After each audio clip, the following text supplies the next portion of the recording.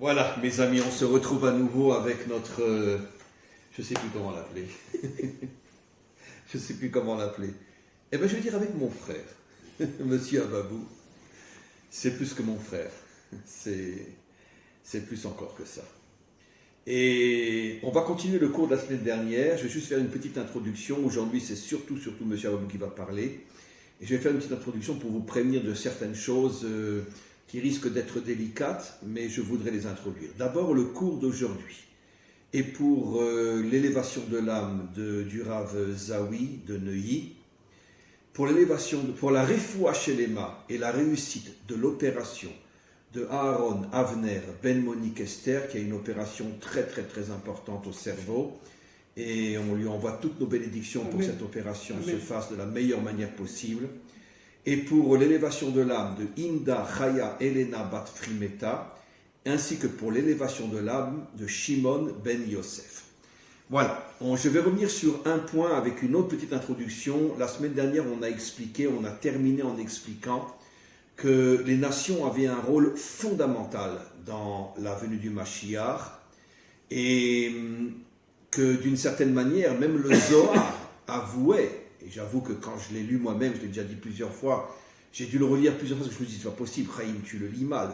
Comment Rabbi Shimon Bar Yochai peut dire que le premier réveil dans le monde va venir des nations, et c'est les premiers qui vont rejoindre le Mashiach. En principe, c'est notre rôle à nous. Ben non, je l'ai lu plusieurs fois, et j'ai compris que Rabbi Shimon révélait quelque chose de fou, d'absolument fou. D'une certaine manière, je peux comprendre pourquoi, parce que les nations, peut-être encore plus qu'Israël, ont été tellement, on leur a tellement menti pendant des millénaires, on leur a tellement fait croire des choses inimaginables. Je n'entrerai pas dans les détails, mais celui qui me comprend, me comprend. On leur a tellement menti, on a tellement abusé d'eux, que le jour où ils vont prendre conscience de ce mensonge qui dure depuis des millénaires, ils vont se révolter plus encore qu'Israël. Parce que malgré tout, Israël a la Torah, et Israël malgré tout a un minimum de vérité en lui que les nations n'ont pas eu pendant des millénaires. Au niveau, je parle idéologique et même d'une certaine manière sur le plan religieux.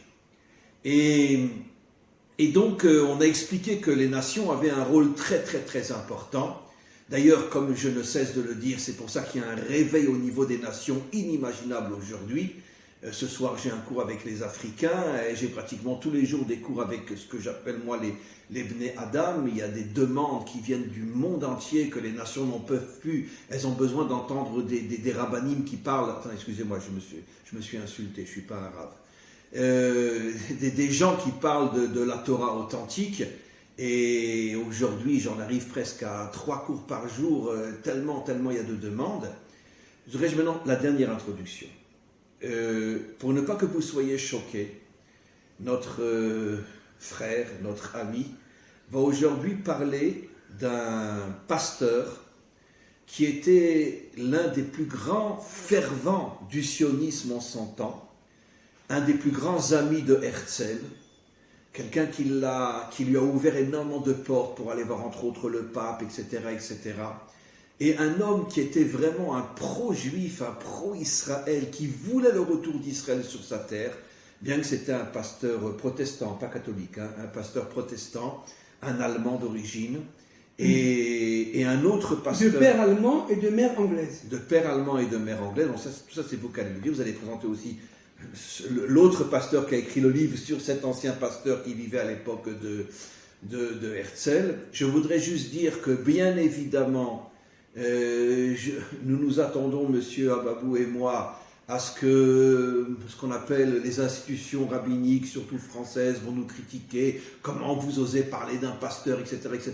Bon, mais excusez-moi, vous êtes des racistes, vous êtes des anti-goy, vous êtes des anti-non-juifs, et c'est pour ça que vous ne supportez pas le travail que nous faisons, monsieur Ababou et moi, d'essayer d'unifier l'humanité tout entière, ce qui sera le vrai travail du Mashiach. Le travail du Mashiach ne va pas propulser Israël en haut et laisser les nations en bas. Le Mashiach va réunir comme dans un puzzle toutes les facettes de ce monde dont Israël ne sera qu'une partie de l'humanité tout entière, et nous serons tous unis, nous serons tous dans une fraternité, dans un amour, dans un respect profond entre Israël et les nations. Alors si vous voulez nous critiquer sur ce que l'on va dire aujourd'hui, critiquez-nous. De toute façon, ça fait des millénaires qu'à cause de vous, on est en exil, parce que vous n'avez strictement rien, absolument rien compris à la vraie Torah d'Israël, à la vraie mission d'Israël. Donc je laisse la parole maintenant à Monsieur Ababou. Bon, Rav, bonjour, et évidemment, je suis très heureux de vous avoir à côté de moi. Permettez-moi d'abord de faire un très court résumé de ce qu'on a dit la semaine dernière concernant le couple, fameux couple Israël-Nation. Comme on l'a dit à de nombreuses reprises, Adam Rishon était fondé par le chiffre 71, c'est 70 nations plus Israël. 70 plus 1. Plus le nom de Dieu, ça fait 72. Qui veut dire chesed. Comme il est dit, Olam chesed Ibané, je reconstruis le monde avec le chesed, chesed, Israël et les nations absolument, et Dieu. Absolument. Donc Adam Arishon, il faut bien comprendre, est universel. On répète, mais c'est très important de bien le Et c'est pour ça que les pères et les mères se sont enterrés à Hebron, parce qu'ils ont voulu montrer ce que serait l'avenir du monde, l'union, l'unité, la fraternité totale entre Israël et les nations. Absolument. Et pas Israël au-dessus des nations. Mais c'est pour ça qu'ils ont voulu être enterrés à côté d'Adam Arishon. Bien sûr. Et de Rava. À Hebron. Parce qu'ils savaient qu'ils étaient enterrés là-bas. Mais bien sûr. Parce que Abraham Avinu portait en lui l'universel. Bien avec Sarah, bien entendu. Bien, alors, les étincelles qui... D'ailleurs, c'est marqué Abraham, Av, Amon, Goyim. C'est ça. Tu seras le père de toutes les nations. C'est ça. Alors, il n'est pas marqué tu seras le père d'Israël. Tu seras le père des nations. C'est ça. Alors, il faut comprendre. On répète, ce qu'on a dit la semaine dernière, c'est très important pour introduire ce que je vais dire maintenant. La semaine dernière, nous avons dit, je vais très vite, très synthétique, que les Nitotsot, les étincelles de Kedusha, de sainteté, qui sont tombées avec la faute d'Adam Arishon et qui ont été entourées au fil du temps, jusqu'au premier temple, par des couches et des couches et des couches et des couches et des couches d'impureté, le Nahash a quelque part réussi sa première phase du combat, c'est tout simplement d'empêcher les nations et Israël de se réunir. Et de dévoiler la lumière qu'il y a et en Israël et dans les nations. Car la lumière qui est en Israël est complètement éteinte aujourd'hui. Voilà. Alors évidemment, on voit des barbus, des ci, des ça, mais en vérité, c'est tous des déguisés. Il n'y a plus aucun tzaddik authentique depuis fort longtemps dans notre peuple. Bien sûr. Alors, maintenant, il faut comprendre une chose très très importante.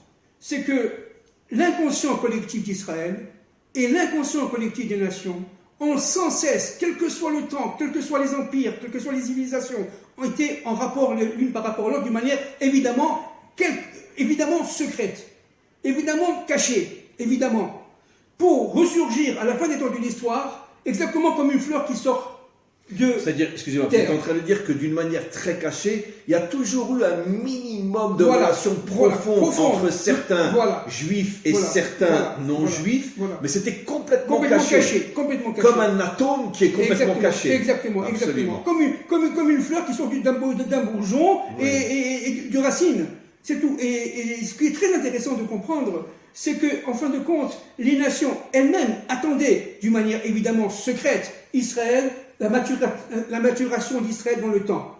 Et semble-t-il, aujourd'hui, le retour d'Israël sur sa terre, évidemment, la terre d'Israël est une terre absolument spéciale. Nous sommes dans la paracha Lecha aujourd'hui. Juste un mot pour bien saisir un peu l'importance de cette terre. Cette terre, c'est une terre de connexion entre le ciel et la terre. Cette terre, c'est une terre d'intériorité. C'est la seule terre, disent nos maîtres, où Hachem est directement connecté à cette terre, sans passer par des intermédiaires, comme tous les autres pays du monde. Absolument. Et il s'agit ici, pour un juif, de faire son aliyah. Pourquoi ? Parce qu'en étant sur cette terre, il va trouver l'endroit, si Dieu veut, qui lui permet à son âme, à sa neshama, de se développer à un tel point, de recevoir des forces tellement énormes, qu'il va tout simplement devenir éternel. C'est pour ça que j'ai dit récemment dans un cours, excusez-moi de le redire, que justement à l'époque où on est censé revenir sur notre terre, on a aujourd'hui en France quelqu'un qui s'appelle Zemmour, qui est, on pourrait dire, le modèle le plus absolu du juif galoutique, du juif de l'exil, qui nie complètement son identité et qui prétend devenir le président de la France, un juif algérien. Ça veut dire qu'il n'a rien de juif authentique. Il est complètement tombé.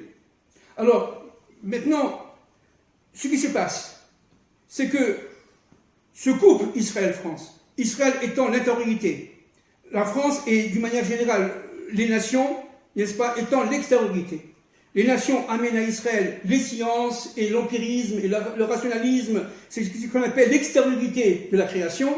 Israël amène l'intériorité. Un sans l'autre ne peut absolument pas fonctionner. Comme l'homme et la femme. Comme l'homme et la femme. Et les nations, dans ce cadre-là, jouent le rôle de l'homme, le Exact. monde de l'extériorité. Exact. Et Israël, l'intériorité, qui rentre dans l'extériorité de l'homme. Voilà. C'est-à-dire qu'en fin de compte, les nations sans Israël ne peuvent pas avancer. Et Israël sans les nations est tout simplement déconnecté d'une certaine réalité. Mais comme la mort, l'arbre monte en haut et le corps reste en bas tout seul.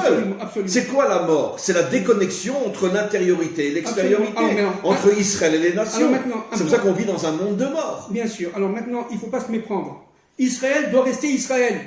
Israël est un être unique, un être solitaire qui doit rester tel qu'en lui-même. Comme une femme doit rester une femme et un homme doit rester un homme. Le contraire de toute la civilisation occidentale qui font aller les hommes avec les hommes et les femmes avec les femmes. Et les nations doivent rester les nations. En aucun cas nous allons pousser au prosélytisme. Jamais. Jamais, c'est interdit. Absolument interdit. Nous n'avons pas le droit de dire à un non-juif convertis-toi. Voilà. Et donc, mais nous sommes la seule religion qui est interdite au prosélytisme. Bien sûr. Parce que nous respectons le non-juif tel qu'il est et nous voulons qu'il se réalise comme il est. Absolument. Israël doit passer par le respect de chaque être chez les nations. Mais encore une fois, il ne s'agit pas, dans ce qu'on va dire, de politique. Je suis personnellement un homme très très religieux, d'accord. J'essaye, entre guillemets, d'être dans la Torah traditionnelle. Je préfère vous dire que vous êtes un homme très thoraïque. Oui, bien sûr. Religieux, c'est bien sûr. Mais il ne faut pas se méprendre. D'accord. Nous étudions la Torah comme les autres, nous étudions le Zohar comme les autres, nous étudions le Talmud comme les autres, nous étudions et nous prions 3 fois par jour comme les autres, etc. Nous n'avons rien de différent des autres. Seulement, ma formation personnelle m'a poussé et m'a guidé, grâce à Dieu, à comprendre le devenir de l'histoire, la dynamique de cette humanité qui va être bientôt repentante, qui va comprendre tout simplement ce qui s'est passé, qu'on l'a tout simplement trahi. L'humanité a été trahie. L'humanité, par le serpent rusé, a cherché à détruire le couple Israël-Nation. Et aujourd'hui, les serpents, c'est les dirigeants qui trahissent tous les peuples. Bien sûr. Et les peuples commencent à comprendre, notamment les femmes. On l'a déjà dit de nombreuses fois. Maintenant, venons un peu au cours d'aujourd'hui. Je répète, il s'agit d'un cours thoraïque, d'une Torah de la délivrance. D'accord? Bien. J'ai eu la chance de connaître un pasteur qui s'appelait M. Claude Duvernois, qui est décédé il y a quelques années. Je l'ai très très bien connu. Et qui a fait son allié expliqué. Attendez, voilà. Je vais être très très très synthétique, bien entendu. Monsieur le pasteur Claude Duvernois, de descendance huguenote, profondément... Les Huguenots, c'est ceux qui ont créé le protestantisme. Hein. Oui, absolument. Hein. Ils ont subi 1492, etc. Des répressions terribles. Ils ont subi la Saint-Barthélemy en France, etc. Ils étaient jetés par les fenêtres. Ils ont été jetés partout. Ils ont quitté leur territoire, etc. Et ils ont été dispersés, entre parenthèses, comme les Juifs, d'accord, en Europe entière. Et après, ils sont partis en Amérique, n'est-ce pas? Et donc, Monsieur Claude Duvernois est très touché, un peu comme M. Abraham Livni, on en avait parlé il y a longtemps, n'est-ce pas, de cette Shoah.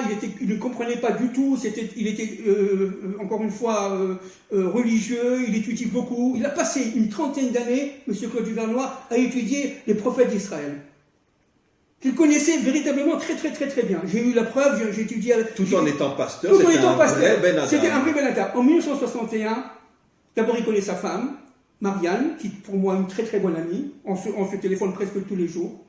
Et cette femme était juive, elle est toujours juive, d'accord? Elle est restée juive. Il épouse Marianne, ils font leur alia en 1961.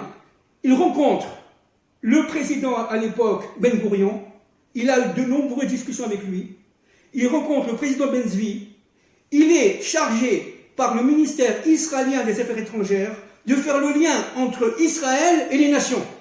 Il est parti de très nombreuses fois en Afrique. Et c'est un pro-israélien de C'est un sioniste, il a fait son alia, c'est le premier couple, enfin, en ce qui lui concerne à lui, le premier non-juif, pasteur, d'accord, avoir fait son alia et être devenu israélien. Il a vécu la guerre des 6 jours, il a vécu la guerre de 73, il est parti dans le monde entier pour la cause d'Israël, pour la cause du sionisme, pour la cause du peuple juif de retour sur sa terre. Il habite d'ailleurs pas très loin du Har Herzl, n'est-ce pas? Et donc, le mont Herzl, où est enterré Herzl, il était féru, je l'ai dit, de prophétisme juif, de prophétisme d'Israël. Il connaissait très très bien les textes par cœur. Pour vous interrompre, comme vous avez dit, parce qu'il a compris, voilà. Et c'est ça ce que de plus en plus de non-juifs comprennent, que pour que le monde se reconstruise, il faut d'abord que Israël puisse sortir de son exil. Voilà. Et en 1973, extrêmement touché par la difficulté de la guerre, il crée un fonds pour aider les soldats israéliens. C'était la guerre de Kippour. On parle de la guerre de Kippour en 1973. Et il a créé un fonds pour aider les soldats d'Israël. Pour aider les soldats d'Israël, envers et contre tout. C'était un homme solitaire, rejeté entre guillemets par son église, parce que tout simplement il était profondément relié à la terre d'Israël. Il a vécu ici depuis 1961, n'est-ce pas? Donc c'est un exemple pour nous juifs, ok, qui sommes encore en Galoute, à Brooklyn ou ailleurs, ou à Paris. Il a fait son aliyah, il a compris l'enjeu de la terre d'Israël.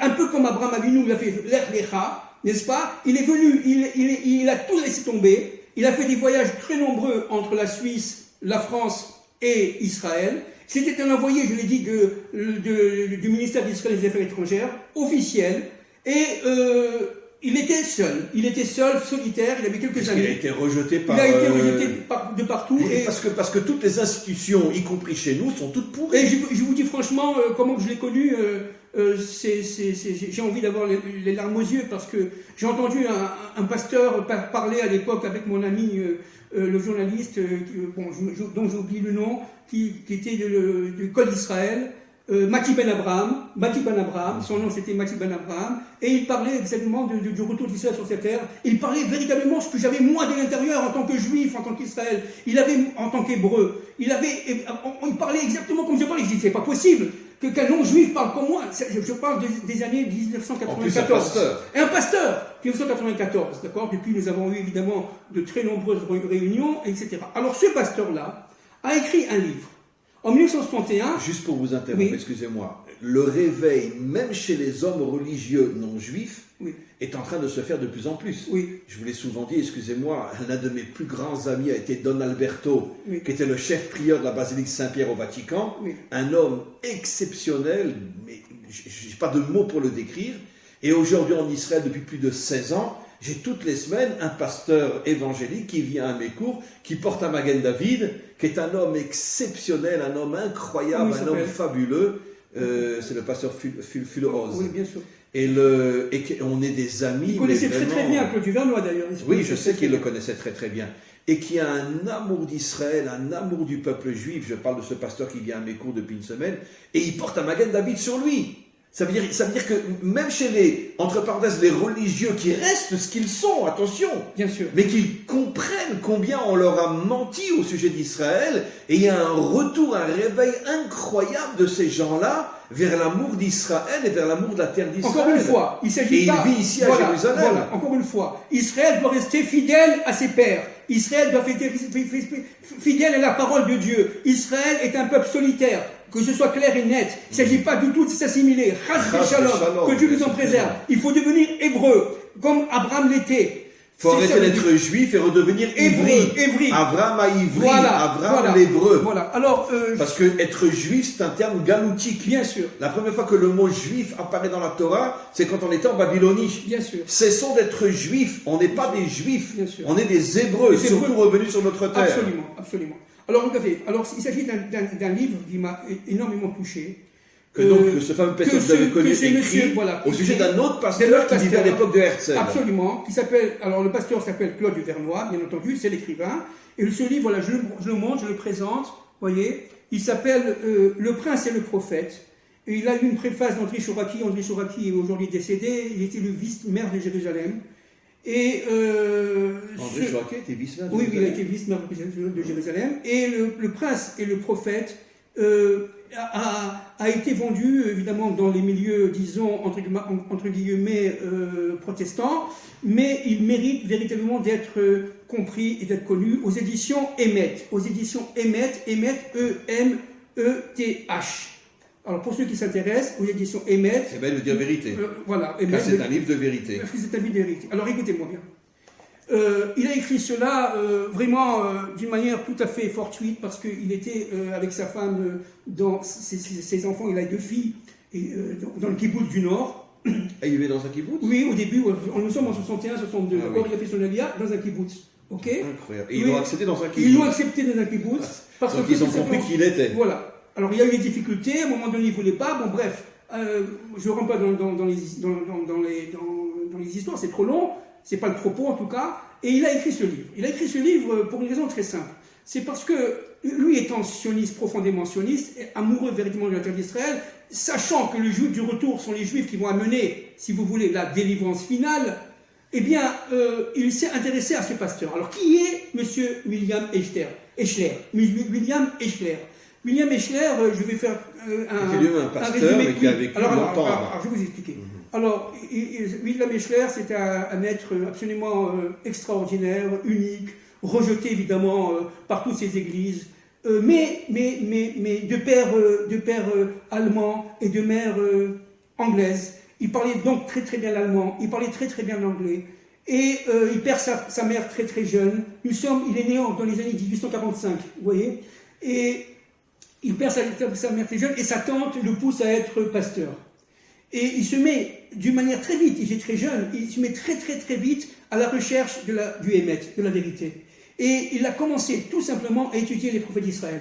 Il est venu, il a étudié à fond. Eschler. Oui, je parle de Eschler, je parle de William Eschler.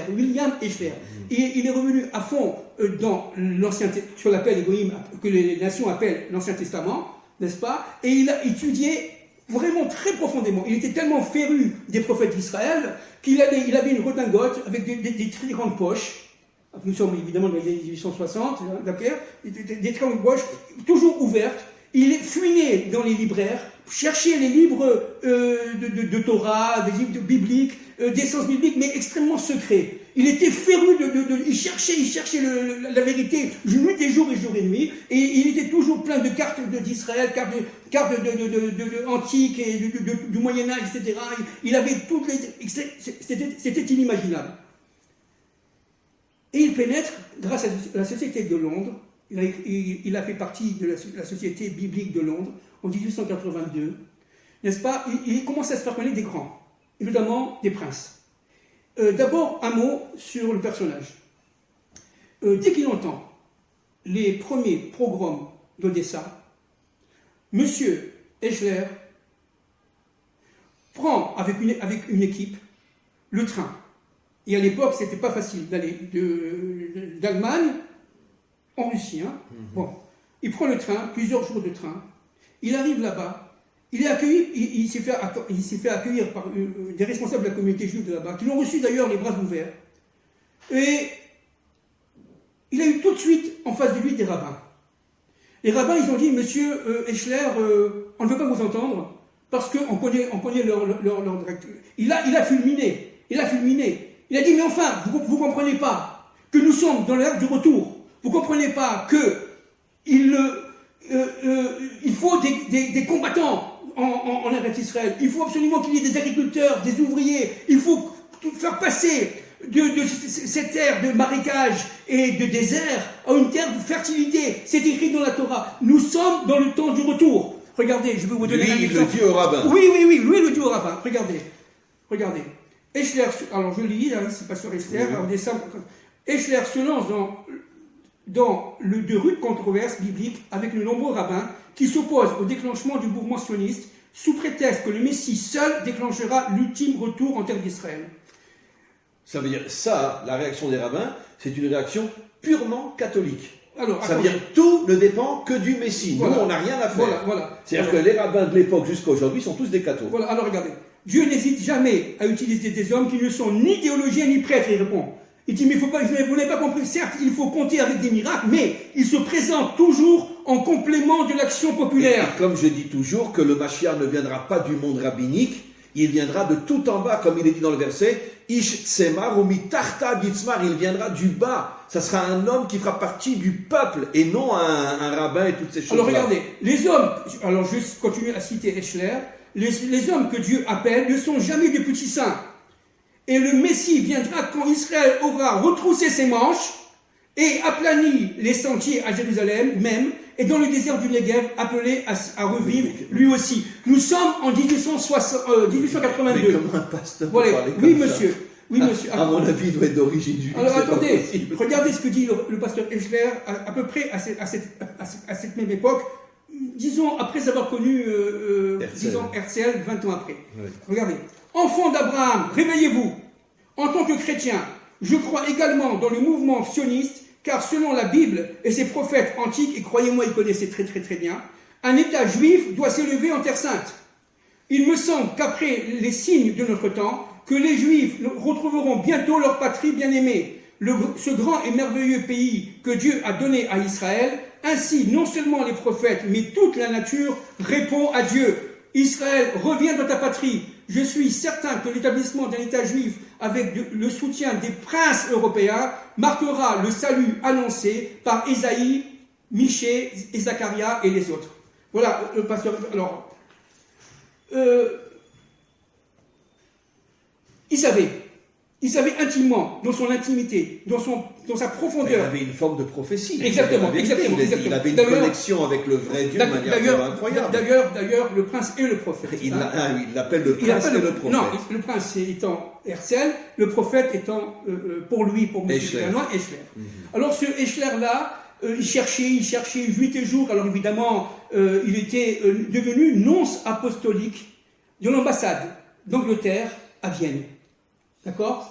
C'est-à-dire qu'il était un aumônier général qui permettait de représenter l'Angleterre au niveau du protestantisme dans la ville de Vienne. D'accord ? Il était il voyait l'ambassadeur anglais à l'époque qui s'appelait M. Monson tous les jours, quoi. Et il parlait de quoi ? Il parlait du retour d'Israël sur sa terre. Et Monson n'était pas juif du tout, il était protestant. Il faut savoir quand même que Eschler arrive dans une époque anglaise où, 100 ans auparavant, les églises anglicanes avaient appelé au retour d'Israël sur sa terre. Il faut savoir. Oui, monsieur, j'ai les preuves absolues. Absolues. C'est-à-dire que c'était un langage qui était tout à fait commun dans ce milieu-là, bien entendu. Ils avaient compris, 100 ans auparavant, regardez comment Dieu met de l'histoire, n'est-ce pas, réveille, entre parenthèses, l'épouse d'Israël. Regardez comment ça se passe. Et des gens comme Churchill, comme Salisbury, qui était ministre des Affaires étrangères, comme Oliphant, bon, évidemment, ce n'est pas de notre génération, des gens comme Balfour, n'oubliez pas la génération Balfour, ont été férus dans leur jeunesse, dans leur enfance, dans leur jeunesse, du retour d'Israël sur sa terre. Et donc, en fin de compte, si vous voulez, Eschler, ce n'est le résultat de tout ce mouvement-là, qui fait que, personnellement, il était sûr et certain qu'on était arrivé au temps du retour. Maintenant, nous sommes en 1880. Et à la même époque, la grande majorité de ceux qui s'opposaient au retour d'Israël était le monde rabbinique. Bien sûr. Alors maintenant, il y avait quand même certains rabbins qui étaient sionistes. Oui, bien sûr. Maintenant. Mais une minorité. Je parle de la grande image. Une très petite minorité. Encore une fois, Dieu a besoin du shéhérite. D'accord ? Shéhérite Israël. Ça veut dire qu'en vérité, les soldats de la délivrance, c'est pas tout Israël. C'est une minorité à l'intérieur d'Israël. Alors regardez. Nous sommes le 9 mars 1896. Herzl est seul. Herzl est bouleversé, rejeté par tout le monde, rejeté par les Rothschild, rejeté par tout le monde à ce moment-là. Y compris. Non, après, à ce moment-là, Rothschild était très tiède. Enfin, le seul qui a aidé, c'est le Rothschild français. Oui, mais attendez, mais c'est même après. Edmond de Rothschild l'a aidé après. Mais à ce moment-là, nous sommes en 1896, rejeté par, évidemment, les rabbins, notamment le rabbin Gutmann, qui était le grand rabbin d'Allemagne. Il a pulvérisé par ses, si vous voulez, il était très acerbe contre les Allemands, même les rabbiniques étaient hyper assimilés. Alors voilà, nous sommes dans un monde assimilé. Nous sommes un monde où véritablement les Juifs... Ils se considéraient comme Allemands de confession juive. Voilà. N'oublions pas que les Juifs, à ce moment-là, étaient très assimilés, notamment, et pas seulement, notamment en France, mais aussi, surtout en Allemagne. Non, regardez. Et c'est pour ça que Shoah est parti d'Allemagne. Alors attendez, je continue, s'il vous plaît, avec votre permission, Raph. Donc, nous sommes le 9 mars Et il était évidemment toujours dans ces rues, Monsieur Eschler, le pasteur Eschler, à Vienne, en train de regarder. Il regardait beaucoup les librairies. Tout à coup, il voit l'État juif. Il voit d'un certain Théodore Herzl. Il devient fou. Le livre, l'État oui, juif. il voit Der Judenstaat.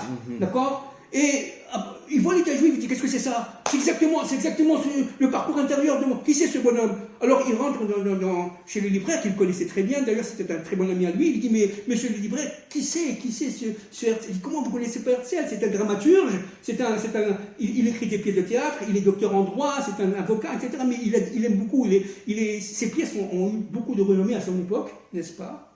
Et il achète le livre, il le lit, et il devient fou. Il devient fou. Il dit, mais c'est un visionnaire. C'est un visionnaire. C'est un envoyé de Dieu. Le voilà l'envoyé de Dieu. Dieu lui sortira l'État juif. Il tape à la porte. Alors il prend rendez-vous, il tape à la porte. Herzl était seul. Il avait seulement le soutien de son père. Heureusement qu'il y avait son père d'ailleurs. Quelques copains comme M. Marmorek, etc. Oscar, M. Marmorek, M. Goldschmidt d'Angleterre. C'est tout. Il était tout seul, il ne savait même pas quel était le devenir, mais il savait une chose, qu'il avait écrit, c'était inspiré. Herzl le savait. Il savait que ce qu'il avait écrit, c'était inspiré, n'est-ce pas? Et la rencontre a été foudroyante entre Herzl et Eschler.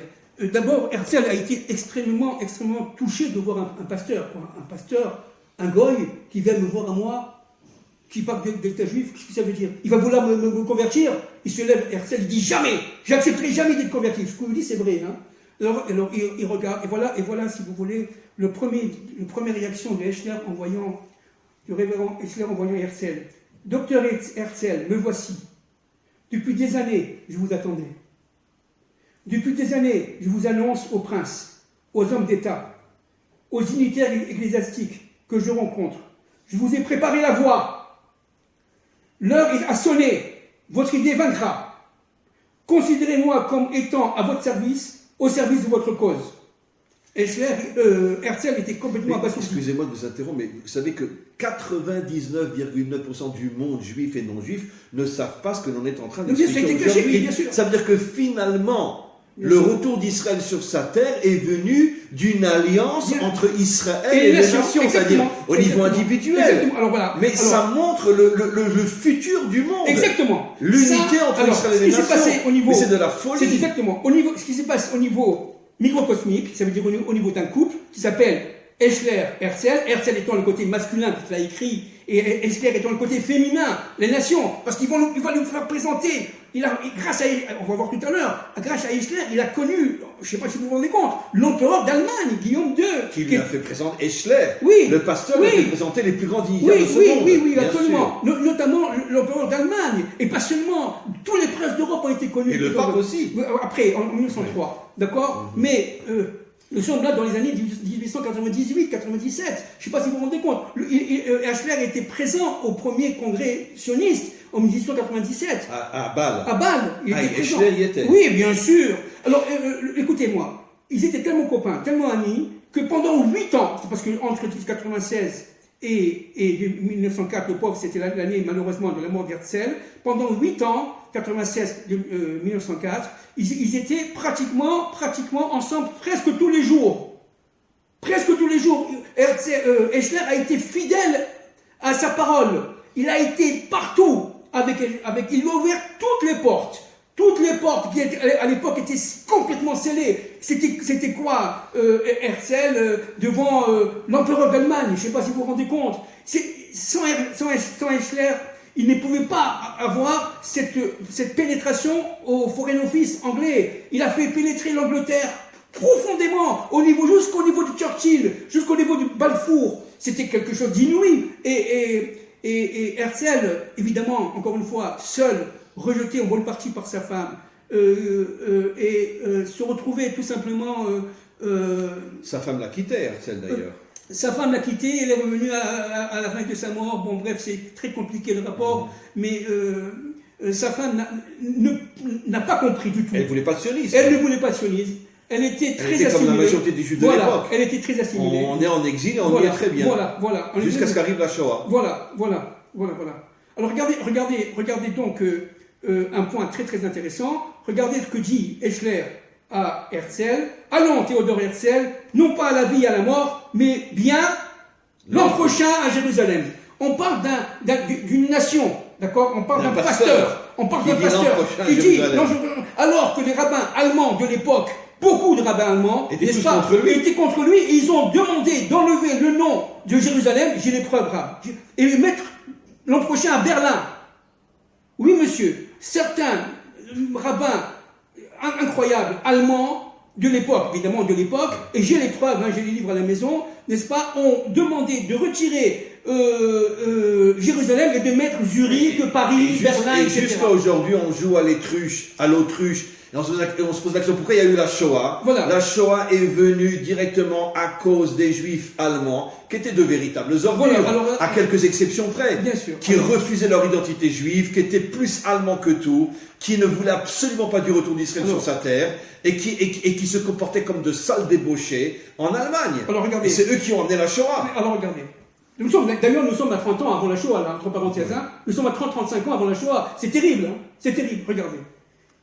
2-3 jours après avoir connu Herzl, il le fait rentrer dans ses appartements. Eschler fait rentrer Herzl dans ses appartements. Il habitait au 4e étage de l'ambassade d'Angleterre à Vienne, en Autriche, n'est-ce pas? Herzl est abasourdi par ce qu'il a vu. Il a vu par terre des tables, des cartographies énormes, avec évidemment partout la carte du Moyen-Orient, Eretz Israël. Il a vu toutes les citations des prophètes qui étaient encadrées comme ça sur le mur. Et il l'a dit comme ça. Et là, c'était terrible. Il a dit, regardez, docteur, ce que vous dites là, page X, voilà la racine biblique. Ce que vous dites là, page Y, voilà.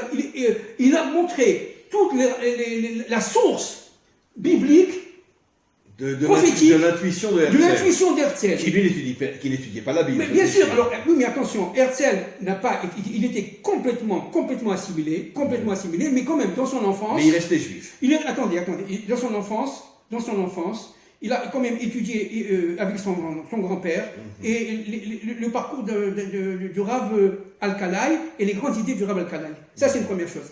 Herzl, juste avant de mourir, quelques heures avant de mourir, je ne sais pas pourquoi, il a commencé à parler de son enfance. Et devant M. Marmorek, qui était un très très intime à lui, il y avait aussi évidemment Max Nordau, qui était aussi un très grand fidèle d'Herzl. Et il a dit la chose suivante, il a dit, vous savez, moi quand j'étais petit, j'avais à peu près 5 ans, 6 ans, je ne pensais qu'au Messie. À tel point que je vivais avec le Messie. À un moment donné, dit Herzl, je voulais écrire un poème. Et voilà qu'il m'arrive un songe, je rêve. Regardez le rêve d'Herzl. Attendez, c'est pas ici, c'est là. Regardez le rêve d'Herzl dans ce livre extraordinaire que je montre d'ailleurs, qui s'appelle Théodore Herzl, n'est-ce pas, de M. Serge Alain Rosenblum, paru aux éditions du Félin. Évidemment, ce n'est pas un livre vieux, quelques années, mais c'est une thèse. C'est une thèse que ce monsieur-là, Rosenblum, a fait à la Sorbonne. Et regardez, il en a sorti un livre, et regardez ce qu'il disait. Regardez ce que disait Herzl dans son rêve. C'est complètement fou. Regardez ce que disait Herzl dans son rêve. Cela avait pris la forme d'un songe où le roi Messie lui-même lui était apparu. Il me prit dans ses bras, on parle du Messie, du Mashiach, et m'emporta avec lui dans le ciel. Sur un nuage incandescent, c'est mal écrit ici, incandescent, nous rencontrâmes Moïse. Il ressemblait à la sculpture de Michel-Ange, dont j'admirais les reproductions. Il dit à Moïse, « Voici l'enfant que j'attendais. » Puis, se tournant vers moi, « Va annoncer aux Juifs que je viendrai bientôt, dit le Mashiach, accomplir de merveilleux prodiges pour mon peuple et pour toute l'humanité. » Rêve de... Grâce à Herzl. Oui, Herzl avait 5 ans. Il a dit ça juste avant de mourir, juste avant sa mort. Juste avant sa mort, les gens étaient complètement interloqués, quoi, ils ne comprenaient pas. Alors donc, il n'était pas si laïque que ça. Hein. Il n'était pas si laïque que ça. Sûr que, comment qu'il aurait consacré toute sa vie au retour d'Israël sur sa terre, c'était laïque. Bien sûr. Laïque dans le sens d'aujourd'hui, ça veut dire je me fous de Dieu et de la Torah. Bien sûr. Même si lui n'était pas pratiquant, parce qu'il est né dans une famille qui n'était pas pratiquante, mais il avait une étincelle juive inimaginable. Absolument. Alors donc, pour continuer quelque peu, Ils vont cheminer pendant 8 ans, pendant 8 ans, jour après jour. Il va rencontrer les grands princes, encore une fois, je le répète, sans cet envoyé de Dieu qui s'appelait William Eshler, le sionisme n'aurait pas pu arriver à la déclaration Balfour, n'est-ce pas? Et donc, c'est Eshler qui a agi pour la déclaration Balfour. À tous les niveaux. Il était très très introduit, notamment auprès du grand duc de Bade, d'accord, qui était un homme qui à l'époque était très âgé, mais c'était le précepteur de ses enfants. Il enseignait, j'allais dire la Torah, la Bible à ses enfants. Et ce monsieur a rencontré Herzl plusieurs fois, et c'est lui qui l'a fait connaître Guillaume II, entre parenthèses. Il était tombé amoureux de l'État juif. On parle de ce monsieur du grand duc de Bade, qui, entre parenthèses, était très très philosémite. Il aimait beaucoup les juifs, et il voulait absolument, après avoir lu l'État juif, le faire rencontrer l'empereur. Je ne sais pas si vous vous rendez compte. C'est-à-dire véritablement que, encore une fois, chez Hérite, Dieu utilise quelques-uns pour un parcours absolument incroyable. Juif, hébreu et universel. Alors pour finir. Dans le microcosme caché de l'histoire. Oui, bien sûr. Alors pour finir, regardez.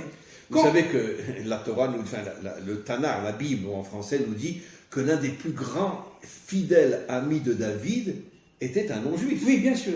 Qui était toujours à ses côtés pour le protéger, pour l'aider, etc. Bien sûr. Ça veut dire qu'on voit dans toute l'histoire le microcosme de ce qui un jour deviendra l'humanité tout entière. Voilà. Eshler était seulement le représentant de ces nations qui vont accompagner Israël, le pousser, exactement comme à ce moment-là, à la fin des temps de l'histoire, cette humanité, on parle encore une fois, ce reste de l'humanité, n'est-ce pas, va pousser les Mashiach, exactement comme Herzl était poussé par Eshler. Alors, Eshler décède, je vais très vite maintenant, parce que je vais finir. Herzl décède le 7 juillet 1904. C'est très très très pénible, dans des conditions absolument atroces. Mais les Juifs avaient déjà commencé à revenir sur leur terre. Oui, absolument.